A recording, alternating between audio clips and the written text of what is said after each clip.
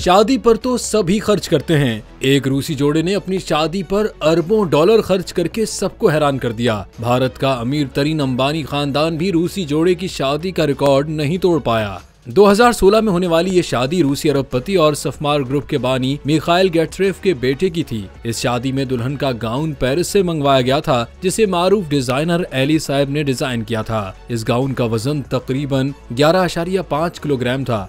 शादी में परफॉर्म करने वाली गुलकारा जेनिफर लोपेज को भारी मुआवजा अदा किया गया था। इलामाजी गुलकारा को मॉस्को के मशहूर शॉपिंग स्टोर एजिल से मनचाही खरीदारी करने की इजाजत दी गई थी। इस मकसद के लिए ये स्टोर आम शहरियों के लिए 2 घंटे तक बंद कर दिया गया था। तकरीब में शरीक तमाम मेहमानों को सोने से बना बॉक्स भी यादगार के तौर पर तोहफतन दिया गया था, जिस पर जोड़े के नाम और शादी की तारीख कुंदा थी।